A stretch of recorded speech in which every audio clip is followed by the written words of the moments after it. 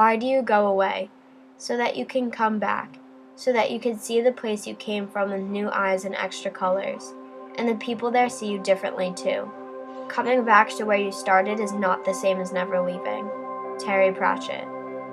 To travel is to live, to open your mind to all the things you once feared, to take an awareness to an understanding, to find your inner self, to learn, to grow, to love.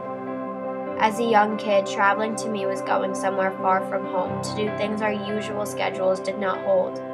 It was maybe visiting family or building sandcastles in the middle of winter. Never once did I pay any attention to the lessons I was learning or the little details that would one day mean so much to me. In quarter 1 of Mr. Brocato's honors English class, he asked us to describe the door to his classroom. I saw a neatly painted door with scuff marks lining its edges. He saw the various faces of students past and present opening and walking through the door. Little did I know that the door to a classroom would single-handedly change my mindset. I then went on to write an extra essay titled Symbolism of Doors. The essay was weak and lacked strong vocabulary. I had all these thoughts and ideas about how doors are remarkable portals to anything in life, but I had a hard time putting that into words. Throughout quarter 1, that was my greatest challenge. I'm a thinker, and I can talk and explain things, but when it comes to writing them, it is much more difficult. I can thank most of my wild thoughts to traveling and exploring to new places. It has given me the opportunity to dream and to learn. To escape the evils of high school, I savor traveling with every last trip it can offer.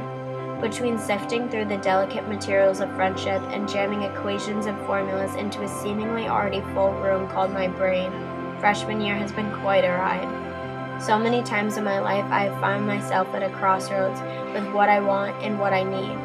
Freshman year has been no exception. English class, however, was special in the sense that it is so conforming to whoever you may be.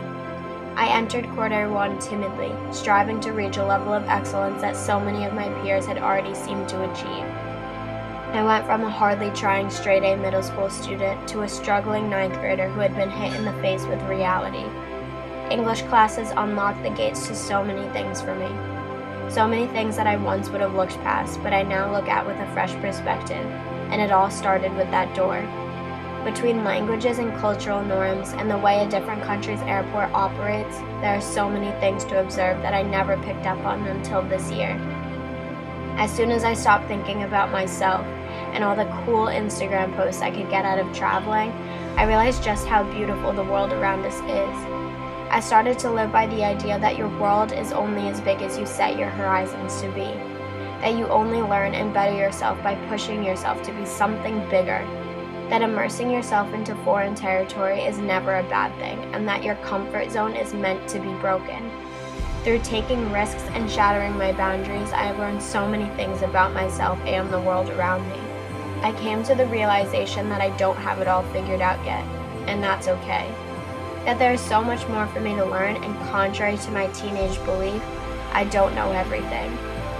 I know now that personality is never so black and white, that being a modge-podge of things is what makes me, well, me. I became a firm believer in the idea that everything happens for a reason, and that some things and some people have expiration dates, that it's okay to let go and to take time for yourself, that sometimes there's nothing you can say to make someone feel better. I learned the importance that writing held in my heart, and that all emotions can be comforted when put onto paper. Notebooks filled with anything from 3-page rants to a short sentence about how I felt.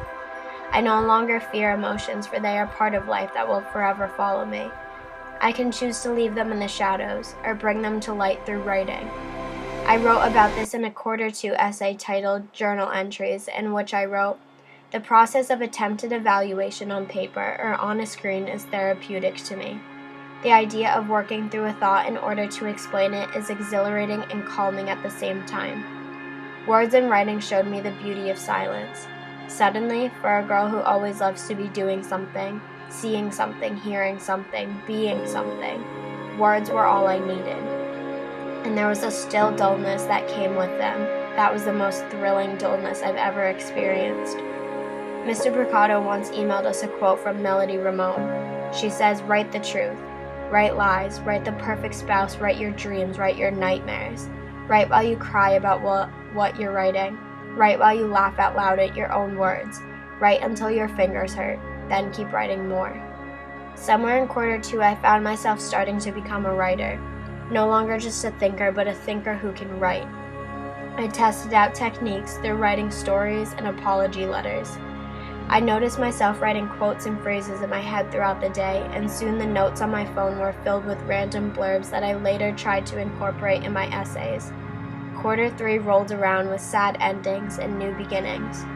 At this point in the year, I had come to terms with the fact that several things were changing around me, and that I couldn't quite decide how I felt about them. My extra essays were titled Me, Best Friend, Ocean, Love Story, and Travel. This quarter, I took a trip to Los Angeles to visit my sister over February vacation. This trip was a lot different from others I had taken. Not because it was my first time in California, but because I went into the trip a completely new version of myself. I cared a lot less about what others thought and cared more about making myself happy. I went in with a full agenda of things I wanted to see to maximize my trip, as well as leaving plenty room for spontaneous adventure. I got to see several cities and spots and take a new peek into the world my sister was living in. I discovered my passion for all arts, from fashion to drawing to photography and videography. I learned to put the stress behind me, even just for a little while. Despite the self-awareness that happened on this trip, I became deeply influenced by the role my family plays in my life. For the first time, I felt like my oldest sister and I bonded, and that's something I can never replace. No souvenir or trinket can fulfill what a sister will. As the year moved forward, I became much happier. The reasons why remain unknown, but I could physically feel my being bathe in satisfaction. I started to compare my previous way of living to how I do today in a Q4 extra essay titled Life. Comparing my writing back to Q1, I had improved tremendously. I had once read my mom one of my essays from this quarter, and she asked if I had actually written it. I was well aware of my progress, but I continued to crave something better. Q4 turned a lot of things around for me. I uncovered the truth about friendship and just how sweet it is. That no matter where you go, you should always make sure to have someone to bring with you. That the best nights happen when we all decide to put our phones down.